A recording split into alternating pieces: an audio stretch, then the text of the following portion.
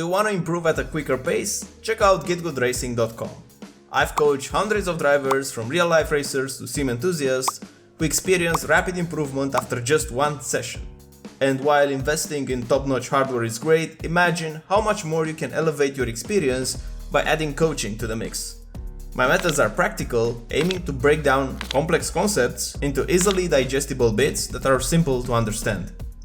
You can find reviews of the sessions I've conducted on the Fiverr link provided in the video description.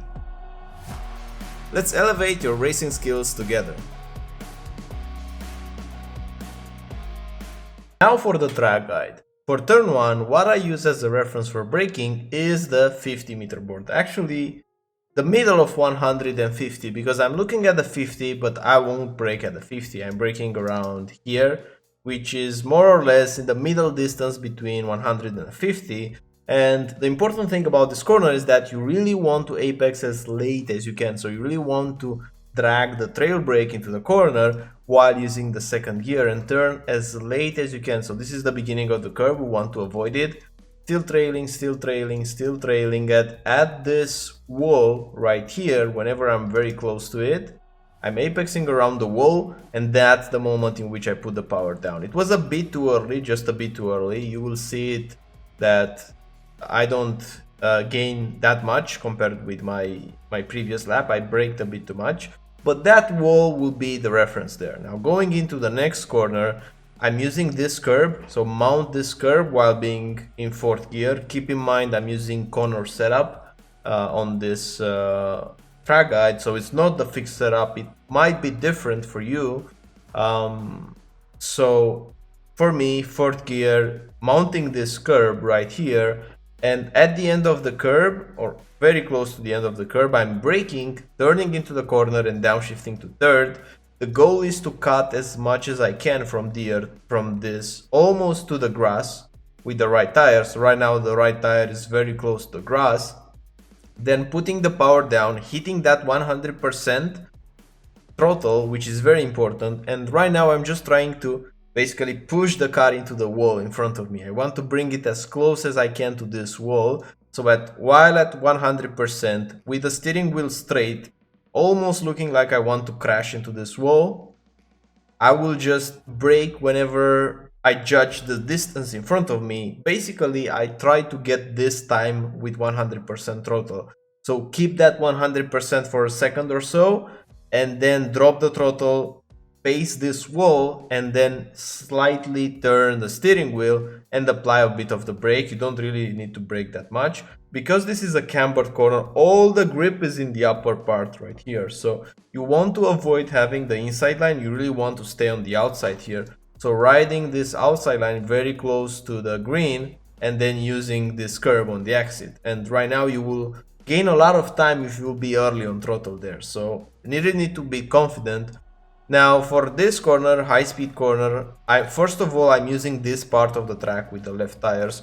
I really want to use the exit road right here to open up the corner just a bit more. So cutting this grass, it won't be an off track. Now I'm using this part of the track, and almost in the middle of the exit road, I'm applying a bit of the brakes. So just a dab on the brakes, downshifting to 5th, and then putting the power down very early. So at this point I'm already on power. I'm doing some corrections though, but still I gain a lot of time because I keep the minimum speed up.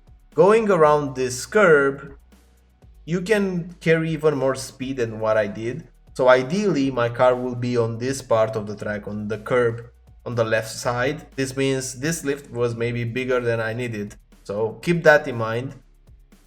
You will try to minimize the lift that you're doing and the correction that you're doing into this corner. So don't brake very hard, gentle brake like I did here, earlier on throttle, but whenever you have to do the throttle correction, do it more to a finer degree in which your car will still get pushed to the left side. Now going into the next one, I'm using this kink. This is a part in the track that opens up.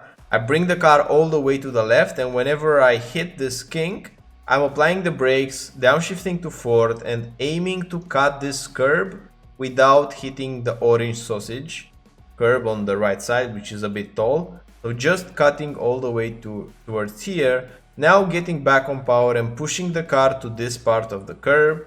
Now for the braking zone, it's a bit tricky. What I'm using is almost based on feel. I just look at the distance from this point to this curb and I do it based on feel. It's not really exact, so you will have to, there's not a lot of references that you can find, so you will have to find the rhythm that works for you to use it in this part of the track. Downshifting to third gear, now to second. So in this corner there's something that's happening, so the grip levels are changing here.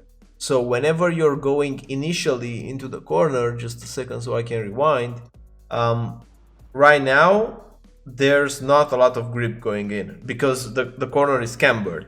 So not a lot of grip, the car is sketchy, the car wants to drift away, the rears are sliding a bit, still the same, but once you get here, that's a bit of a compression here. Once you get here, you can instantly put the power on. So in one frame, I went to 69% throttle, funny number, in one frame. So it was very easy to put the power down initially, but then what's happening right now is that you go off the compression and right now you're gonna have less grip in this part of the track. So what I'm doing under throttle, I'm still smashing it. So I was able to do it. I didn't carry proper speed, it seems, but you shouldn't be able to do it in one go. If you still see on my shape, I had this slight modulation here. If you're gonna carry a bit more speed, which I think I didn't here, this modulation will be more, it's gonna be more obvious that you're gonna do it. But still, if you still go a bit slower, you still have to do that modulation like I did here. Now bringing the car all the way to the right side, very close to this exit curb, I'm applying the brakes, exit road.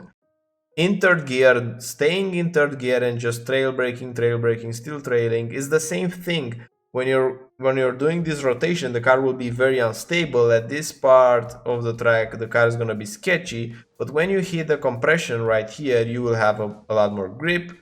But on the exit here, when you get out of the compression, you will have less grip, so you will have to do this modulation. But in short, what you have to do here is to stay very close to this curb, very close, kiss it with the left tires, but hit it as late as you can. If you're gonna hit it very early, you will get pushed too wide on the exit. So finding the proper apex, that's gonna be key for that corner. Now going into the heavy braking zone, use the left curb, this one right here, so align yourself with the grass to open up the corner. Brake quite hard, and at the moment that the curb ends, where you don't see it anymore, fully commit to the corner. Cut as much as you can without going on the sausage curb, so go around it. Then in between the braking and this long left-hander, you have a moment in time in which you can go back on throttle. Try to hit 100% here. It's better to go to 100% but stay for less than go to 60-70 what I did here and stay for longer. 100% throttle is gonna always beat these small adjustments. So hit that 100%, then apply again the brakes. I'm braking like 4% right now, then going on power in second gear using this curve right here. And for the next corner, very important to get this right since it's a huge straight up until turn 1 basically. I'm using this compression right here, so this dip in the track right now when the suspension compresses. When I feel this, I'm applying the brakes in fourth gear, so I'm not downshifting, just barely touching the brakes.